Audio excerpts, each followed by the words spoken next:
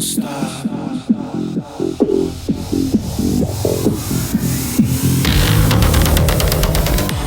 thanks so much for joining me in the Everything and Anything in a Bit Gay podcast.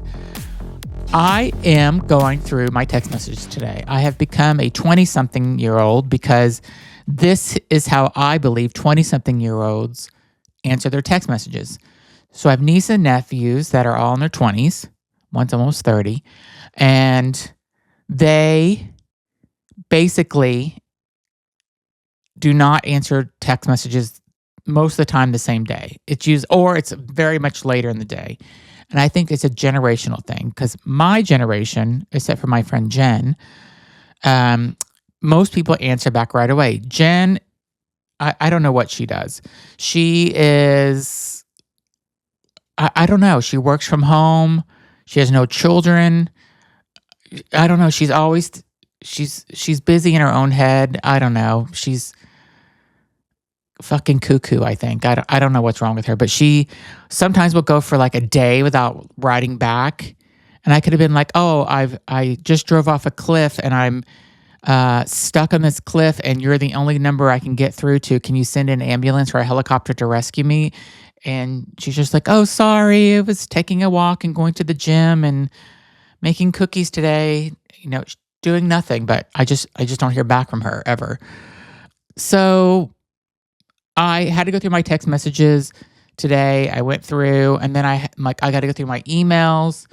I'm getting really bad at checking emails. I had over 50 people, or I still do. I have over 50 people in my inbox that are pitching to be guests on my show, which I'm really happy about. Like, I was talking to a friend this week and saying like, I feel so happy because now people are coming to me wanting to be my show and I don't have to go out and look for people, even though I still do.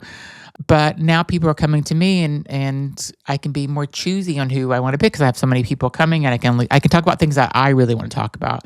But I try to respond to mostly everybody that sends me an email to want to come on the show to say, yeah, no, I don't think you're a good fit, or yeah, that'd be great. Let's schedule it. And then sometimes I try to schedule it and it's like somebody I really want and then they just disappear and they're gone, or their publicist, quits and I never hear back from them. There's been several people like that I'm like, they're the perfect guest. I would love to talk with them. And then that's it. They're gone. Never hear from them again. So that happens. But I get messages from people that want to be a guest and they have never, ever listened to my show. They didn't read the description of what my show was about. They know nothing about it because the guest they're pitching is like, it's like saying, hey, can I have, would you want to interview Matt Gaetz to be on your show? So he's anti-LGBTQ+. He's a MAGA right-wing Republican. And why would I want to have him on my show? I would have nothing to talk to him about. But sometimes I get pitches like that. Hey, would you want to have this, KKK member on your show to talk about how he wants to eliminate all gays in the country? Yeah, no, I don't, because I'm gay. So did you read the description of my show? It's everything and anything and a bit gay. So maybe it's a lot gay. It's becoming a lot gay. But no, I don't want to have a KKK member on my show or people that hate other people. Yeah. So I get these messages sometimes. I'm just like, this publicist is just sending a copy and paste email to a bunch of podcasts. I'm on some lists now and they have no idea. You know what I should do? I just thought of something. I should say, yes, I would love to have them on my show. So have, somebody that's hates gay people and have them come on my show and be like, hey girl, tell me about it. Who's your boyfriend? Like, what gay clubs do you go to? Do you go to gay bar? What's your favorite gay bar? Are you going on to an Atlantis cruise? Are you going to Provincetown this summer? Really gay it up for them. And when are you going to get a facial next? So just really go there with somebody. That might be a funny episode. Maybe I will do that for the next time I get one of those requests. Like, do you want to have this person that has nothing to do with you or your show or any of your beliefs come on your show? Yes, I do actually. Bring them on. Let's talk. Let's talk about Jesus together and Trump and all this. Let's do it all. Let's talk about Charlie Kirk and all of it. So anyway, that's my little thing I'm doing today is going through emails, catching up on text messages, and picking guests for the next couple of months that are coming up. And I did a quick browse, and there's some actually great people that email me, and I hope it works out and I can get them on my show. The guest I have today I loved her. Her name was Kelly Jones, or her name is Kelly Jones. And she was really great. And she is into healing and opening up Akashic Records. And she opened mine up and gave me some guidance and stuff. And I always think this stuff is so fascinating. It's things that I don't know about and past lives and all that. I find it so fascinating. And again, this podcast has made me think differently about what happens whenever, you die. And, I thought you just would die and you're in the ground or you're cremated and that's it. Nothing else happens. But I don't believe that. I believe we do come back. I believe you do see people. I don't believe in the heaven and hell piece, but I do believe that our souls or spirits, probably souls go and you come back. I believe in reincarnation now. So listen to Kelly's interview because she's fantastic and she was a fun guest, and she's the type of guest that I would like to have come back again and talk some more, because certain guests I have, I feel like I could talk to these people every day, or I could do a 2-hour podcast with them. So enjoy Kelly. Leave a message and let me know what you think about it, or comment. Let me know what you think about Kelly's interview. Thanks for listening. Thanks so much for joining me on the Everything and Anything and a Bit Gay podcast. Today, I have a fantastic guest who is coming from Virginia, and her name is Kelly Jones, and she is a life coach, a healer, an author, a speaker for over 25 years, and she's helping people bridge the human and divine. And I have so many questions for her because I've done some research on her, and I think she's fascinating. So welcome to the show, Kelly. Thank you. Thank you, Zach. Great to be here. So I want to start off by kind of talking to you how you got into wanting to help people, I guess, is the big question. That's I think it's such a powerful thing to want to help other people improve their life or find out who they are or find out information about themselves or help them heal or whatever. So what got you to want to do this? Well, it's interesting, right? We all have our own version of what gets us started actually on, the overwhelming question, what's my life purpose, right? And a lot of times I'll lead clients back to, where were you at as a child? What interested you then? What was going on in your life? Because it'll help to guide us in that direction. And when I look back for myself, it was 8 years old. And at 8 years old, I wanted to be a therapist. I wanted to help people, right? Because I just saw so much pain and suffering in my family, and I just wanted them to be happy. And I was like, what do I need to do? And somehow I must have heard about therapy. And so then I don't even remember how many years, within years or not very long, I was like, oh, good God, I can't do that. I just cannot be in the same room with somebody for hours, or different people, hours and hours and hours on end, and not see results. Yeah. That's what I saw in my family, right? It was like, there's therapy going on, but nobody was changing. It's all the same. Yeah. Yeah. And it was interesting because when I got to college, I was at a precipice of, do I go into psychology? Totally forgetting this, childhood thing that I had in my thoughts. And then I had marketing. So both were kind of like etheric though, right? They're not very grounded in a sense, right? And they're all about psychology. So I ended up doing marketing. It's so funny you say that because I went to, my undergrad was in psychology. Okay. And I did an internship with I went to school in Miami, and it was like with the county or the city or something, where you had to go to schools and talk to kids that were having issues at home. And, you'd go to their school and bring them into the library and you would talk with them. We had a real a psychologist or a social worker with us as we were doing this. But the first little girl that we did, she was being sexually abused by her grandmother, her father, and her father's girlfriend. And I left there that day knowing that I could not do that every day. And the funny thing is that I went into like digital marketing instead of psychology. So we did the opposite, but then here on that, doing right. So I just want to be very clear about something, though. That was my experience. It doesn't yeah, mean that's what psychology and therapists and all of that. That's a beautiful body of work. I highly respect, right? mhm, What they've done. I just had to come at it through a different doorway.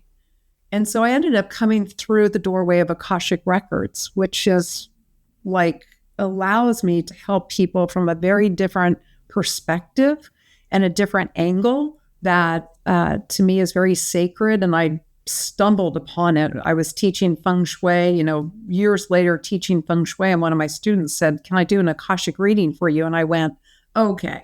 Who are you and what are they?" Because, right, I've done everything psychic and intuitive and tarot and yeah. astrology. And I was like, I've never heard of that. So I don't know that you can do that for me. And I decided to.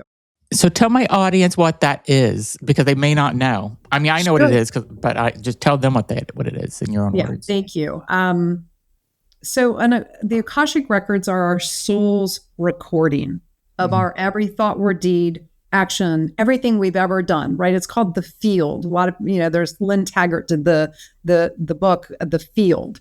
And so it's this etheric realm that records everything, and every thought impresses upon it.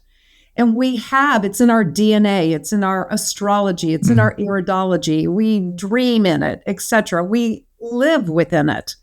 And we have the birthright to access what our own recording is. So it's when we individuated from source, there was this record. And so a lot of people think, Akashic Records is just a recording of the past, but that's not accurate. Okay. It's the past, it's the present, and the potential future as well. One thing that the Akashic Records do that other systems don't do is they don't tell you how somebody else may respond or react to a choice you make. So you can't, for example, go into astrology and go, well, how is this one going to handle that? What's going to Yeah. happen? Or even that question, right? If I go, so it answers questions, right? It's like going on the World Wide Web and you type in a question. So you go into this World Wide Web of you, of Zach, of Kelly, of whomever, and you ask questions. And I work with these guides called the masters and teachers and loved ones. And they read the records and provide the light language that I interpret into the language I speak, the language Okay. I know, so that this responses then become the most helpful and hopeful for you. What do I need to know about my relationship with my boss that just seems like the nemesis of my life? Yeah. What's happening with my children? What's happening even in that story that you shared with that young girl, Yeah. right? So there's something big, and the records store that information so that we can learn from them, we can grow, we can identify talents and skills from past lives, from this life, etc. Does that help? Yeah, that does. So the person that introduced this to you, who did your first reading, are you still in touch with them? No, I'm not Okay. actually. Yeah, no. But I am a teacher. Okay. And it's 25 years ago. I studied in 2001. Okay. Yeah, because it would be interesting for them to know how that impacted your whole life. I think she did because we stayed in touch for 3 or 4 or 5 years. So, but you're Okay. right. You're right. I don't know that she knows the full extent. Yeah. Because in my session, my guide suggested that I actually take the class. And it was the farthest thing from my mind. And it Yeah. became the absolute best decision I have ever made. So did it help you with anything like as it sounds like that your family was going through therapy and stuff growing up. Did this help you kind of clear yourself also and help you heal in a way? Absolutely. Absolutely. So when this all started happening, I actually started in Feng Shui, and it started from a divorce. actually Okay. separation, right? And so that's when I was like, I need to heal myself, Mhm. right? So it was like kind of like my starting to my awakening, right? Mhm. Who am I? What am I really about? I'm not happy. What's going on? And so I was starting with Feng Shui, and I wanted to help people. I wanted to help myself first, and then it started turning into business. I was like, I can help people through this modality. Yeah. And so that started really the journey of helping other people. And then I started teaching for my first master teacher. And that was another way to actually help people know how to do it for themselves. And that's when she showed up, right? And became my catalyst to Mhm. actually learning this. And so what I started doing for myself was actually, and it's interesting because there's a combination, and most people in the healing industry and the spiritual industry understand that can be harder for us to heal ourselves Mhm. than it is to help others, right? It's kind of like Yeah. the shoemaker that has no shoes. Yeah. So it's like, right, there's these journeys that I've gone through. And one of them, for example, is how do I love myself? I didn't understand that I was worthy of being loved. So that was one of my wounds from childhood, right? Through a divorce. It was like, and other things. And it was like, I'm not lovable. And so when I was in the records, one of the things that I really got to recognize and understand was the patience and the love that showed up every time I went into the records. They were always there present, excited, happy I was there. And it was Mhm. like, wow, this is a very different experience than, experiencing people and they're going through their stuff, right? They're in their own worlds and, our worlds might come together, but they're doing their thing. They're not necessarily going, Kelly, it's so good to see you. Thank you for being here. How can we love you today? Yeah. And that's an amazing feeling, and to have no judgment. So these are markers or aspects of these beings that show up. Can you imagine walking in the room and nothing about you is ever judged? Yeah, I wish it was like that, and real, Right. and like here on where we are now. It would be an amazing place to live. Well, and so, right. So when we go into the records and we can have that experience, then we can become it. Right. Yeah. So when we can become it, then we're, that classic saying, be the change you want to see in the world. I mean, we get tired of hearing it, but the truth of it is right there in black and white. Right. So what I've learned and discovered is I'm responsible for my reality. Mhm. I can empower myself to change. What the records help me do is to know where within me did I create this so that I can change. And then how do I change? What am I changing? What perspective within me am I shifting so that I can no longer expect you to love me any more than I'm right? If you're not reflecting love to me, then somewhere in me, I'm not loving myself enough. How can I love myself more Yeah. today that you're showing me? Does that make sense? Yeah, it does. Can you think of like somebody that you've helped that shocked you or surprised you in a way where you're like, I can't believe I've impacted them this much? There's a few of them actually. Let me see if I can pull one in recently. Yeah. So it was interesting. I had a client come and she had scheduled only a 30-minute session, and which is fine, right? But some people, it's like, you need nuggets and then you go Yeah. off and you go live your life. And other people do an hour, some do an hour and a half, and that's typically the max. Well, we ended up being together for 3 hours. Oh wow. Yeah. I was surprised. Like, I haven't done a 3 hour session in a long time. And it was interesting because we touched every aspect of her life. She realized it was like she was ready for real change. And the biggest areas were in her relationships with others, how she was showing up in the world and relating with others, and no longer willing to keep the truth from herself. So a lot Okay. of what was coming forward was, here's your part in what you're doing. Here's your part in attracting this partner. Here's your part in how you're attracting this one into your life. And so it was really shifting her back into taking power Hmm. of her decisions and no longer, you ready for this one? Yeah. Lying to herself, Mhm. right? But what's neat is that the information comes in a way you don't feel judged. Do you think a lot of people do that where they judge themselves 100%. or lie to themselves? 100%. Yeah. Yeah, because then that means, well, if I'm lying to myself, or rather, if I'm not lying to myself, I have to take responsibility. Yeah. I was in a gathering the other day, and I heard somebody say, and this is part of what the Akashic Records is very helpful with, because it shifts consciousness, and consciousness isn't easy to shift, right? Because I have to be willing to move into a different view of myself and then take a different stance with myself in order to create a different experience for myself, right? And what this person was saying was, I'm getting texts from a family member and they're bashing me and hurting me. And it was terrible and it was horrible and it was just downright wrong. And then I came to the realization that it wasn't about me.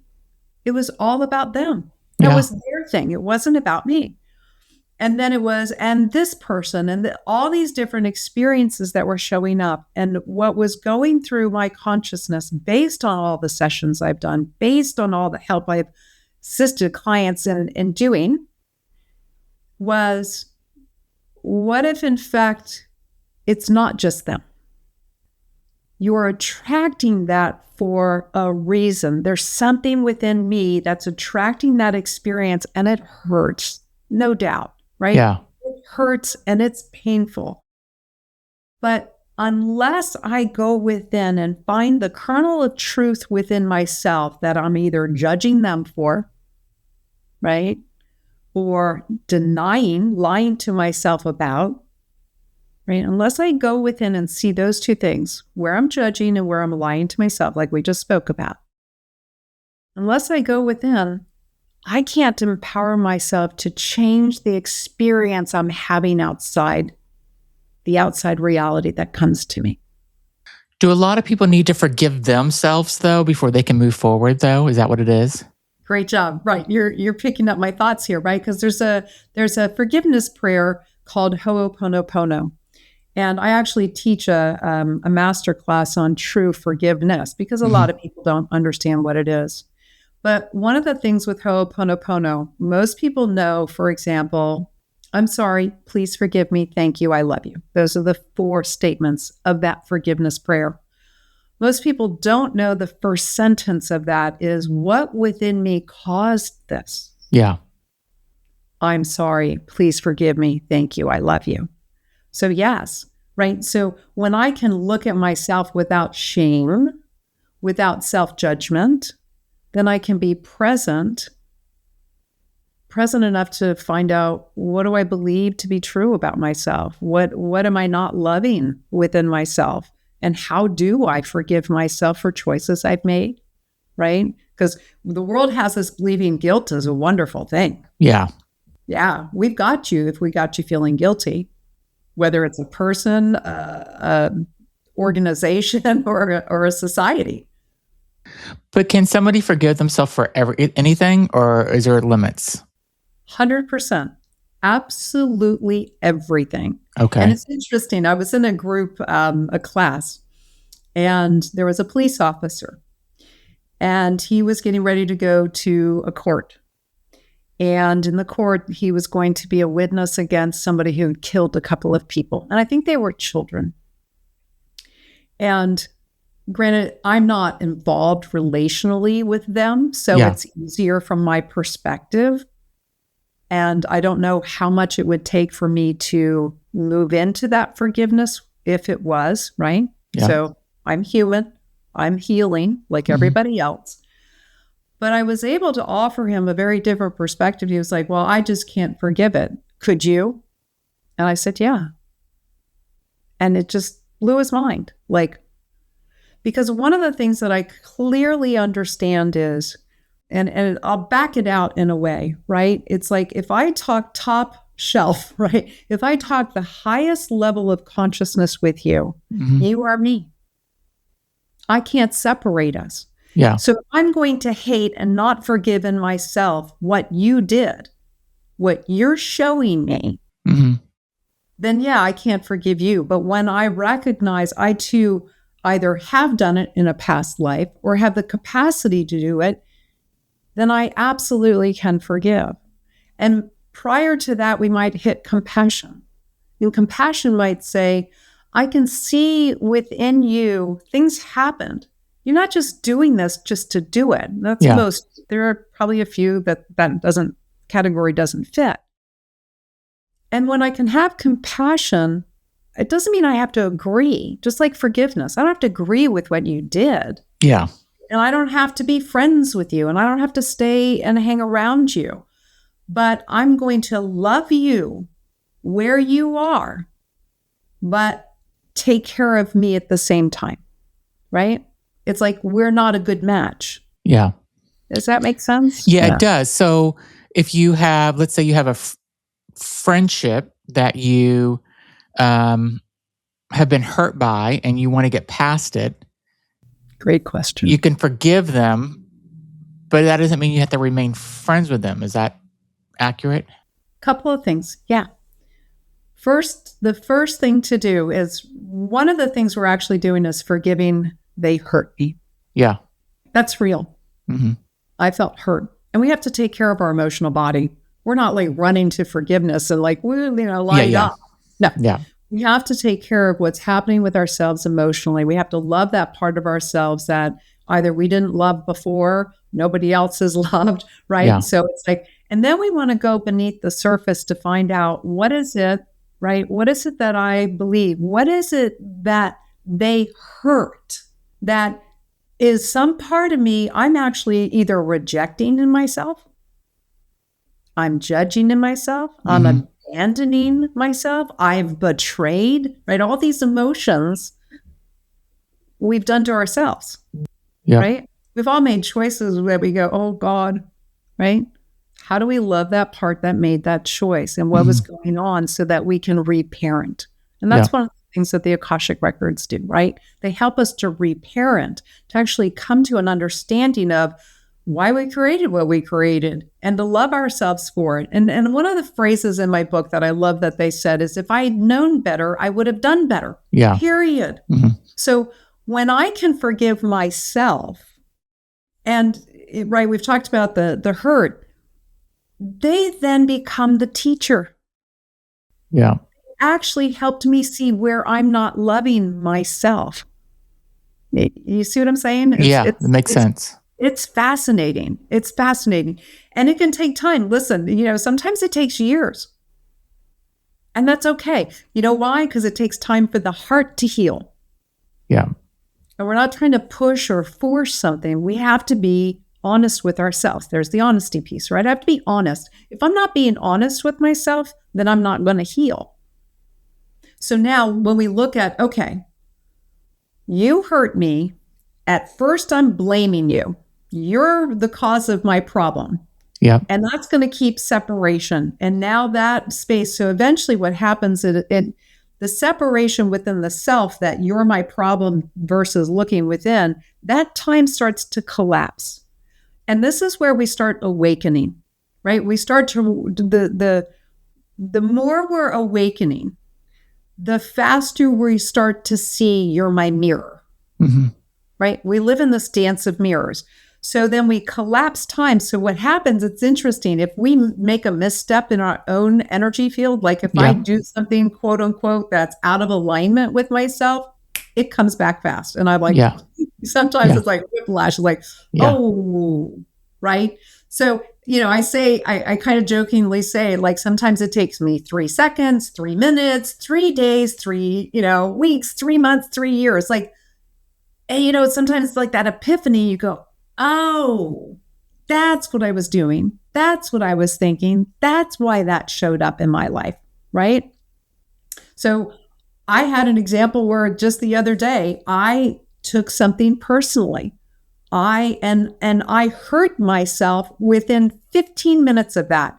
And I realized, oh, that hurt was a result of this. So it really, like God, spirit, the divine, wanted my attention to go, look at this and look at it. Do you think that we go through certain times in our life where I'll give you an example. So when I turned 50, I went through a cleansing of people in my life. Chiron And return. say that again. It's an astrology Chiron return. So a Okay. lot of people will call it like a midlife crisis even, right? It's Yeah. just like the wound, right? When you come in to heal is really kind of in your face and you're going, okay, I can't ignore it, deny it anymore. Yeah. And you might go through whatever. So I'm not surprised to hear this. Yeah. Yeah. And it's actually continued over the last couple of years where I'll just kind of just say it like I don't, it's not that I don't care. I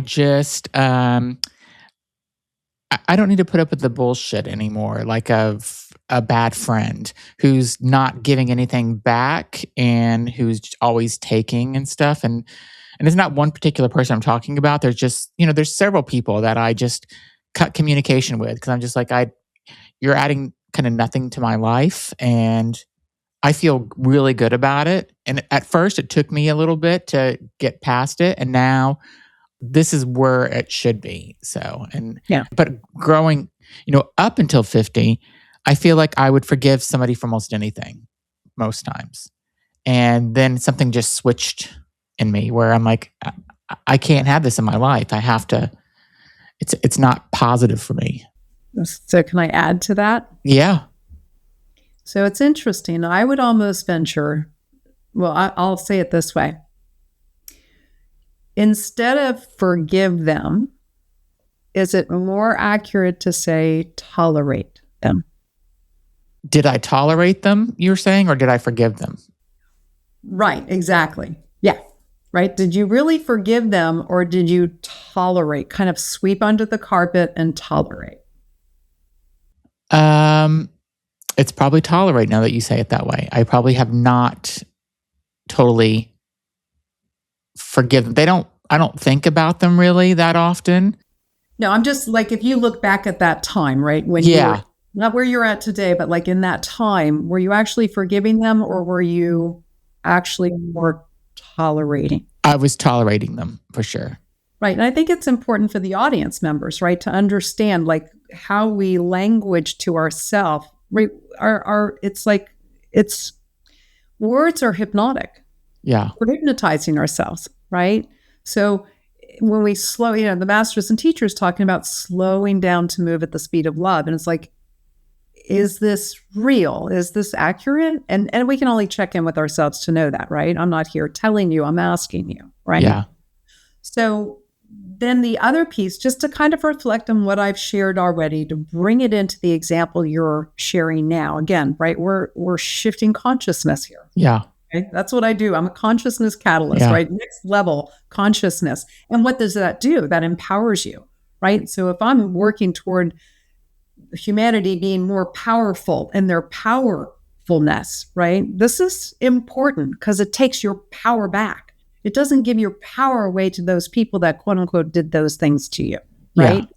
So, for example, looking at them and you saying, when you're sharing, it was they did this, they did this. What is it within you that allowed it? Yeah. And I'll change my answer actually. There's some people I did forgive, not just tolerate. Perfect. Yeah. Perfect. Yeah. Thinking about it now again. So yeah, there were some people I did forgive more and than may I ask, before we move off that topic, how did that forgiveness play out? What did that mean to you? Right? What did it look like after that?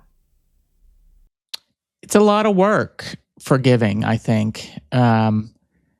I'll use a personal example of my brother who, was an alcoholic and drug user and for a long time, decades. And there was a point where I'm just like, I can't have you in my life anymore. And then he ended up going to rehab finally on his own without my parents sending him there. And whenever he wanted to go to himself, and now he's coming up 12 or 13 years clean and sober and has a fantastic life now. But even after he came out of rehab, and I couldn't forgive him right away. Like I was tolerating him at that point still. And because I didn't believe that he was going to stay that way. And I seen all the destruction and the trauma that he brought to the entire family for so long. And it was so hard, but I have forgiven him now.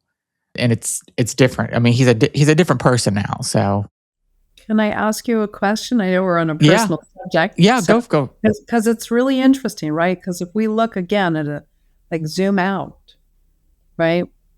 So to me, my perspective, understanding, you could even call it beliefs, but it's a knowing, even better. At a soul level, the family set up the dynamics. Yeah. All right, I'm going to play the alcoholic. Okay. So you can do this. Yeah.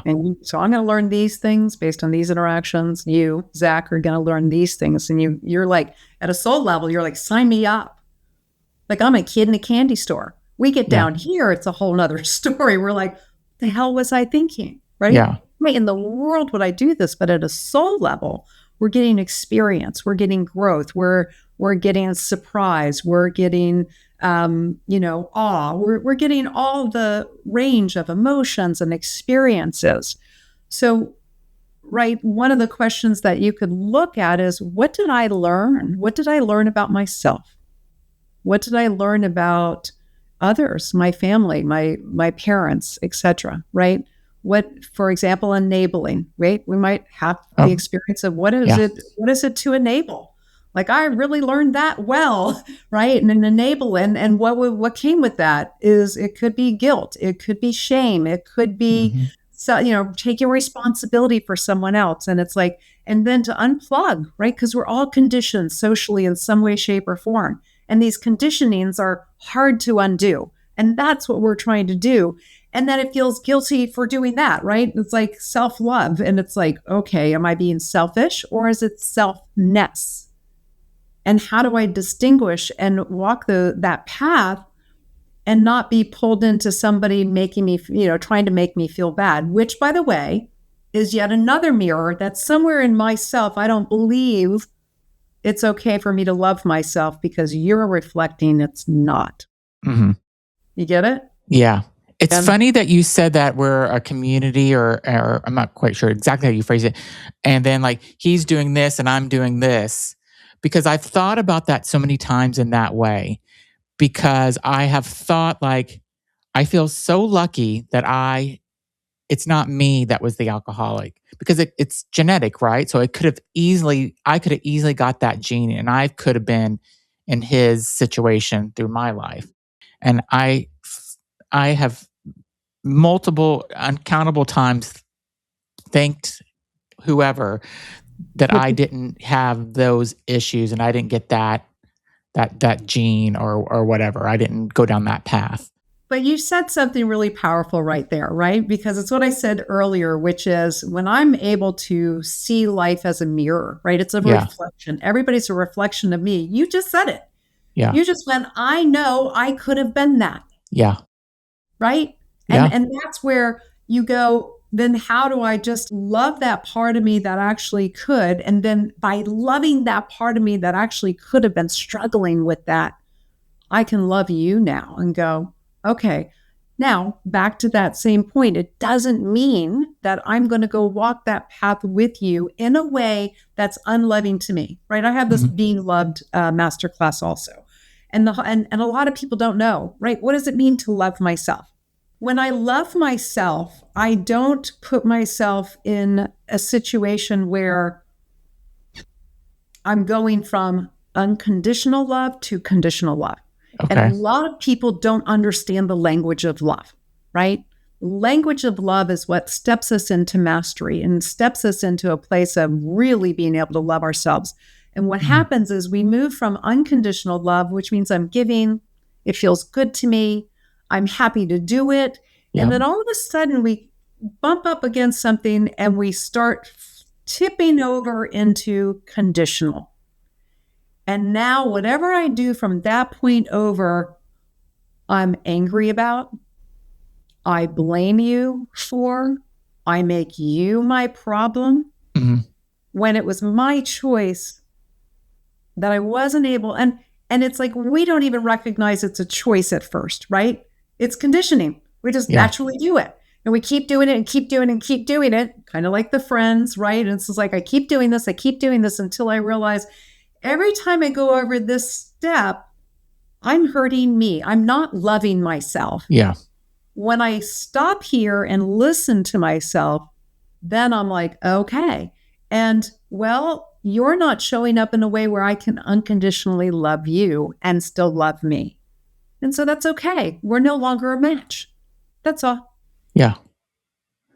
You think it's common for people to go through and kind of do this cleansing of people? Oh, yes. And I think the more aware and the more, I'll use the word spiritual, right? It's spiritual awakening. It's spiritual awakening. You're awakening to your own spirit. Yeah. Okay. And most people, we're asleep for a long time and, we're in the rush of every day and all the stuff we have to do. Yeah. That we're not in touch with our beingness. I think the children that are being born today are very different. They're getting it a lot quicker and the parents are waking up faster and, the grandparents, and then it becomes a point where you're like, I deserve to feel joy and love and loved. And this feels good and this doesn't feel good. This feels aligned. This doesn't feel aligned. And even if we think about when we're triggered, right? Somebody comes along and triggers us in our life. That trigger is an opportunity to heal something and to make a new choice, to recognize something in me also, right? I had a fear-based interpretation of this experience, and that fear-based interpretation now is leading me to be outside of my center.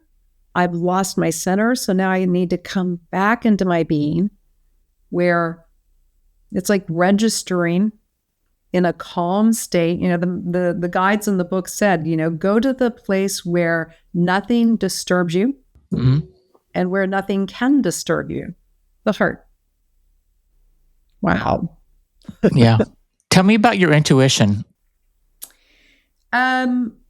My sense and what others, I've had a friend who is also intuitive and psychic and said at 5 years old, I shut mine down. I think a lot of us did, right? We got it was just, the world out here was really painful. So I was like, okay, I'm just like, I can't perceive so well, right? Because intuition has a lot to do with feeling. Yeah.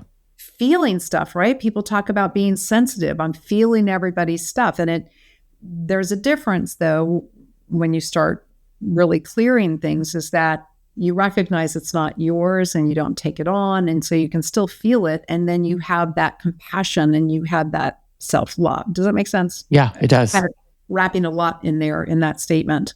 So again, I'll say it this way, when I opened the records for another, for the first time in my life back in 2000. Actually, I studied for myself in 2001. And then in the beginning of 2002, I was learning to read for others.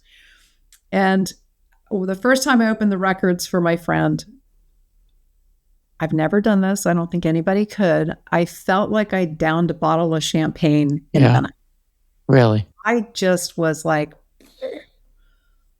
everything just went wide open for me. And I was like, oh my God, what's happening? I was like giddy. I was seeing stuff like when he was 6 years old and what happened. Yeah. I saw him as a soldier. I just saw all kinds of stories and things that helped to shape who he was as a person in that moment. Right. Yeah. And I was like, oh, this is like, it was familiar. It was joyful for me. It was, oh, this is going to be really good. And intuition, we all have it. And I didn't believe it. I mean, I was told, right, for many, many, many years, oh, you're so intuitive. I'm like, oh, no, I'm not. And I was mad about it.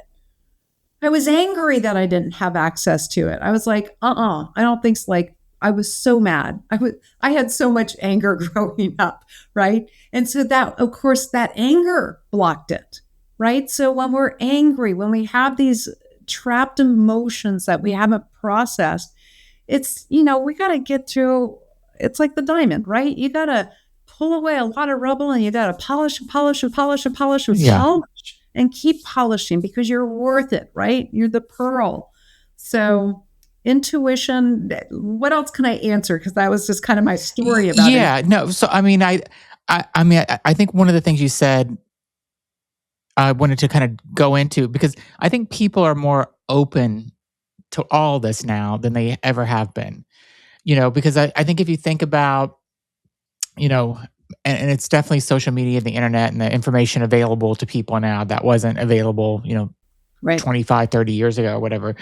But, as people also, it was religion was so like it guided people's lives. And so, they would never believe in any of this stuff. They wouldn't open their mind to any of it.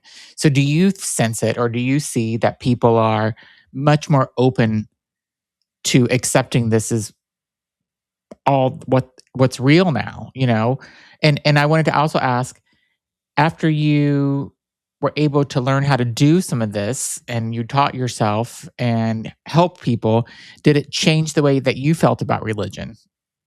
Oh yeah, right. Yeah. Recovering Catholic. Yeah. Sure. Oh yes. Yes. So there are still people that are fearful. Yeah. They're afraid that they're going to go against their religion. Uh-huh.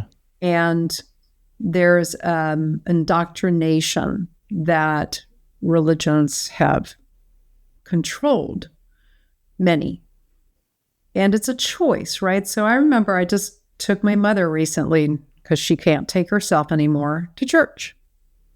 And I remember sitting there and I was looking around at everybody there. And at 19, I felt like it was a cult, interestingly enough. And I was like, did I just say that out loud to my parents, right? It was like, oh my God. I also, at the same time, though, respected people. I thought, you know what? This is a choice you're making. So somewhere it's serving you. And I respect that. And that's okay with me. Now, at the same time, I also can see how confining the beliefs are. Yeah. And how some of them, if not a lot of them, are nefarious. I think that's the right word, where it's, trying to control. And it's and I think one of the ways to best self-reflect is, where have I given my power over? Right? Where am I just doing because I've been told to do? Yeah. It's expected of me. I haven't given myself a chance to spend time with myself. A lot of people haven't spent time with themselves to go, who am I? Like journaling. Right? It took me years before I would sit down. My mind was so fixed on go. Mm-hmm. To sit down and write was like the bane of my existence. I was like, are you kidding? And then when I started, it was like, wow, all of that's coming out of me. There was wisdom, there was insight, there was answer. I was just like, amazing.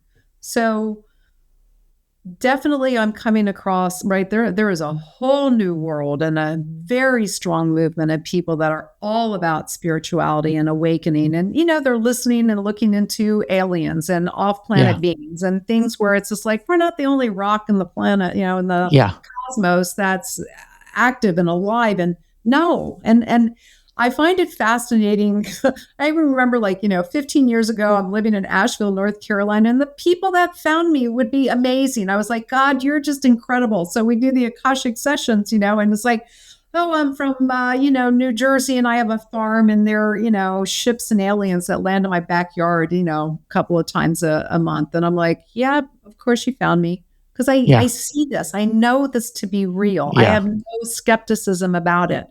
And I was even talking with a family member the other day. I was like, well, he was asking me to I wish I remember the exact subject, but it was past lives. And it was like, well, how do you know? And I was like, I just know. I was like, well, how? And I said, I don't have to prove it to you. Yeah. And that becomes a really interesting piece for people to take away too. Yeah, I'm so, it makes me so excited. And this is one of the reasons why I love doing this podcast, is because I get to talk about this stuff that I like and that I believe.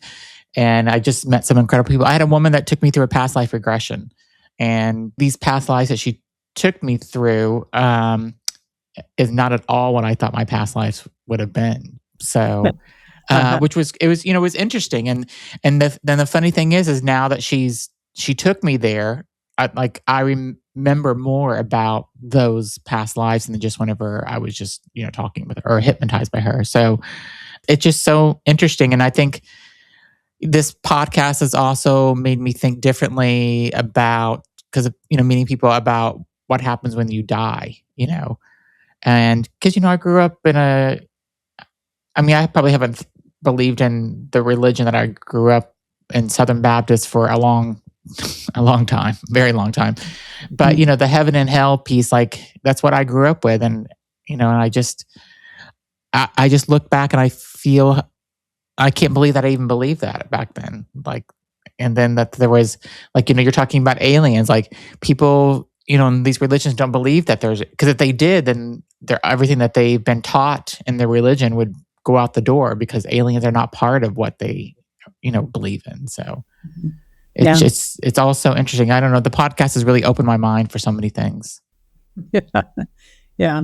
Well, even if you look at the Vatican, they have in the Vatican, in the library, all kinds of documentaries and information on off-planet beings. Yeah. They're here, they're among us, and they're coming. Yeah. They're coming. Hopefully sooner than later. Oh, yeah. First contact is coming. Yeah. Yeah. Before we started the podcast, you talked about my records. Yes. How can we get into that? Because I'm excited for that. Yeah. Yep. Okay. So we've already opened your records just to see if there was something you wanted to ask. So you can ask something personally. You could ask something if it's maybe related to your audience and what's something they might want to hear, or your podcast, your business, whatever. Yeah. What I want to do is give people an experience, right? Yeah. Experientials are really important, and it kind of speaks a language that we can't otherwise touch on.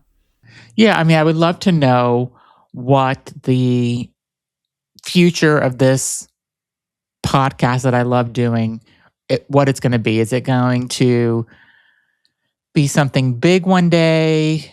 I'm happy where it is now, but I'm not satisfied where it is now, and I want, I don't want to be.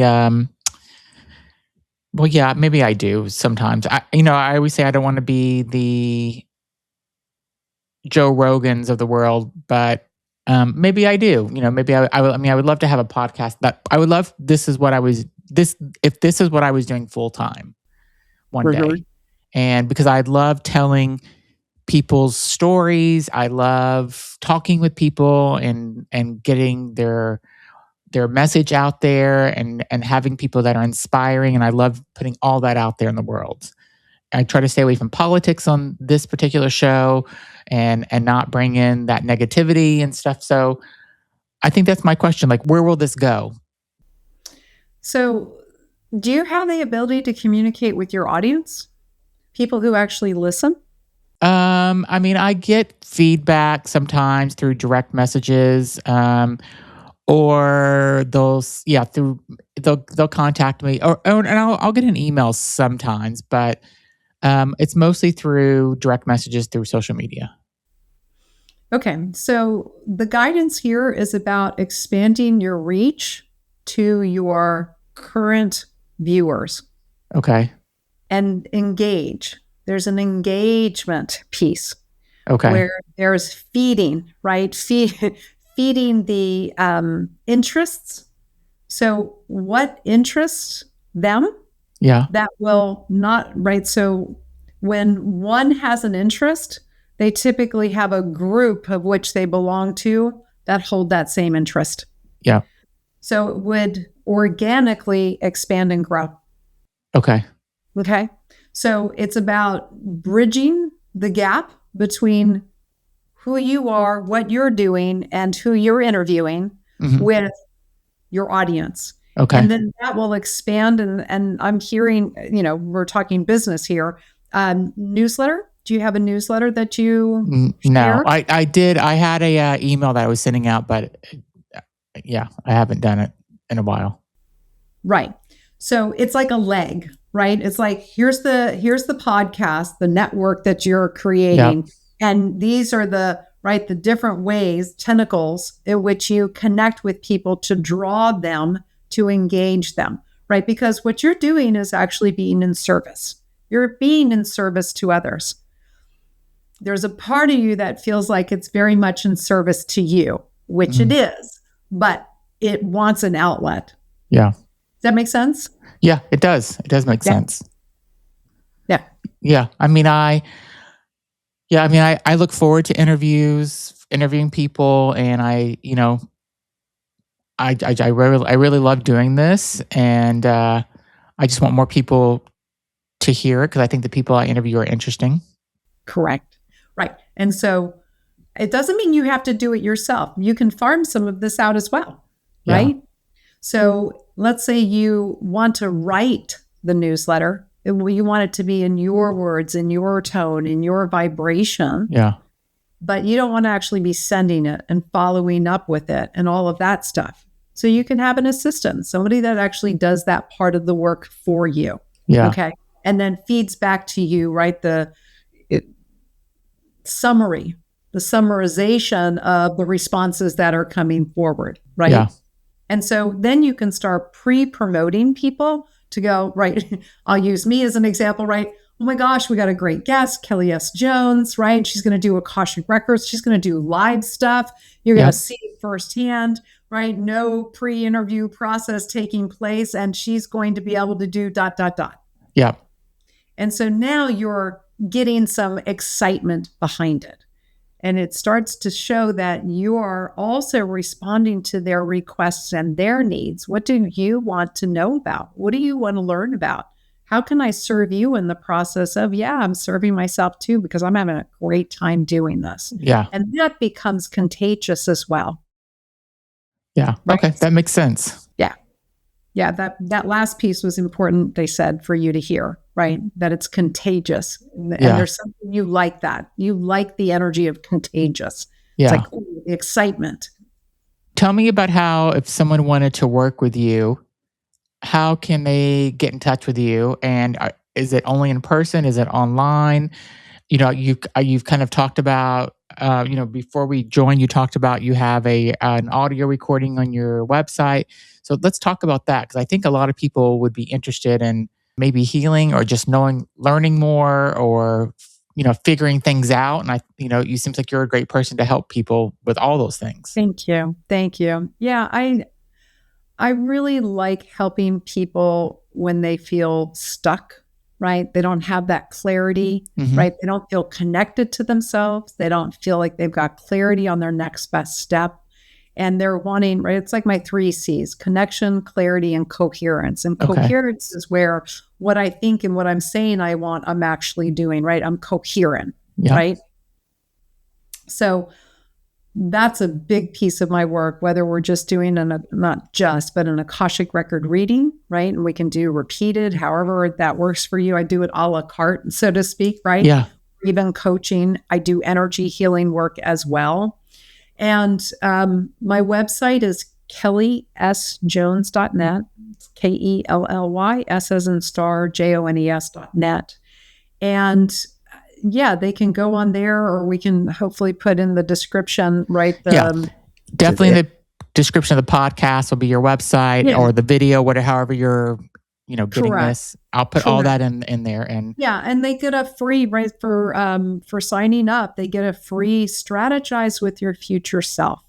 And it's really interesting because, right, connecting with that part of you that's already wiser, more aware, been there, done that. Right? Yeah. Able to look back at your present self and help you know what steps to take, so it's clearer. So it's really a jump start on your year. It's a jump start on where you're at to getting to where you want to go. Yeah. So, and they can sign up right online. I have an online calendar to do scheduling if they would Okay. like. I do an exploratory call too. So if somebody's looking for a little bit more hands-on, deeper approach Yeah. to go, you know what? I've got a pattern I've been struggling with for years, and I'm ready for this baby to Yeah. find the door. I think a lot of people are kind of feeling misaligned right now, in the world that we're living in, and Oh there's yeah. there's a lot of trauma out there, and it feels more crazy than ever. So I think these, people like you helping people get through that and healing is to me is so important. So people aren't living their daily lives, feeling in distress. Yeah, exactly. Right. How do we find that calm? How do we find that love? How do we find that peace? Right? The Bible says the peace that passes all understanding, right? Yeah. That means the world can be falling apart and I'm okay. Yeah. Can you imagine? Most people are going to be stressed out or right, they're going to be freaking out and running. I mean, I've done it. That's why I know it, right? Yeah. I can attest to the work and the results of the work. Once you do the work, you got to do the work though. Do you ever, I ask this to a lot of people that I interview, but do you ever kind of stop and reflect on all the people that you've helped move forward in their lives or shifted them? And, because Yeah. it sounds like you've worked with a lot of people and you've changed a lot of lives for the better. And that's, we need more people like that in the world. Do you ever stop and think about that? Probably not enough.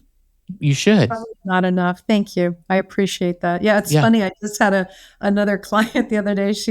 So what I love is that I have many, many, many clients that have been with me for many, many, many years. Yeah. And that's a testament in and of itself. So Yeah. it's always a pleasure to go, they trust me and they know that even when truth can be hard to say, boy, it's helpful. And so she sent me an email and she just scheduled again and she goes, boy, I hate it when you're right. Yeah. But I reflected and yeah, okay, what is that next step? What am I missing? What don't I see? And it really opens doors. And sometimes, we're busy. We've got a lot going on. And boy, Yeah. having that somebody that can help you see through all the chaos and help you get right to, the heart of the matter is critical. And, it's interesting. You asked me like an example and one is coming with one client is really, really powerful because she was at a crossroads with her daughter. Okay. And her daughter was constantly wanting money, right? So it was like every time she turned around, she was asking her mom for money, and my client was the mother. And she was at the point, she was like, I'm done. I can't do this anymore. Yeah. But so at the same time, she had 2 granddaughters. So it's like, I want to stop this, but I don't want to lose this, right? And what happens in our consciousness when we get at those crossroads is we lose sight of options. We don't feel like we have a choice. And when we identify a choice, it's a choice we don't want, right? That's what happens. It's like, oh, I don't like the outcome of that, but I don't like the it's like, So it was fascinating because what came through for her was, what if you decided what feels good for you to give? You say, right? Because you do want to help your daughter, but you don't want to feel I'm at your beck and call with whatever, right? You feel used and abused. I mean, that's just the truth. And so we helped guide her into what feels good to you. And she knew immediately, this amount of money would feel good. And that's it. You don't get to keep coming back. And so I said, well, and it took time, right? And this one, it was not just one session, right? Because this is a mother's heart. You've got grandchildren. You've been doing this a while already, right? And so she was like, okay, we worked through some things, some, fear, some guilt, right? Got guilt. I keep giving because I feel guilty somewhere in me. I believe I'm the result of you asking for this. Yeah. I'm your problem, right? So the tables are enabling her. Correct, right? I'm your problem. And then it's like, you start believing the daughter saying you're my problem. Yeah. You owe me, right? It's that entitlement. Yeah. And so she eventually got to realize it's like, it's like either cut her off or offer her what your heart, right? The unconditional loving part of you is willing to offer and give. And what she really could use and help, right? So you're really helping her, right? It's not you're giving her half of what she needs, but she doesn't, right? But beyond what she needs. Yeah. So she did. And it was amazing, right? That was the one thought she couldn't think to do. And I helped her to go, okay, you need to tell her, you don't get to ask me for any more money. I will be here if there is an emergency. Yeah. And we all know what an emergency is, right? Yeah. It's just like, I'm bleeding, I'm dying, that kind of stuff. I mean, there's emergencies. That's a different story. And it was fascinating because not only did it work, right? The daughter stopped asking. She gave room and space for her brother, the uncle, to actually teach her how to budget. Wow. Yeah. See, so what happens is in our guilt and our shame and we're taking up space and blocking something that can be beneficial from even showing up. And we're thinking, like, okay, here's the thread of thinking for that, right? Because somebody comes and asks me, I have to help. That's the belief. Yeah. Right? I am my brother's keeper, no matter what. Right? And we'll even say like your brother, right? It's like somebody has to really want the help to get it. And if you are the right person, you'll step forward. And if you're not, it's important for you not to take the place of somebody that it's the right thing for them. Yeah. It's hard for us to see this. And that's, I think, part of what I offer, right? I help people see what they can't see yet, so they can make a decision that's choosing to love themselves, which ultimately ends up loving the other. Yeah. Amazing. Yeah. Well, you've been a fantastic. I could talk to you for about 6 more hours probably. So thank you so much for being on. I think you'll get lots of people that are going to be interested in connecting with you. I hope so. Yeah, I love to serve. Yeah. So thank you so much for being on, Kelly. And if this episode resonated with you and you think somebody else would want to hear what Kelly's talking about, please share the episode and leave a comment and reach out to Kelly and leave a comment and tell us how it went if you reach out to Kelly. So we would love to hear some success stories. So thank you again for being on, Kelly. It was great meeting you. Thank you, Zach. Lovely being here. Thank you. Hi, everyone. Blessings to you all.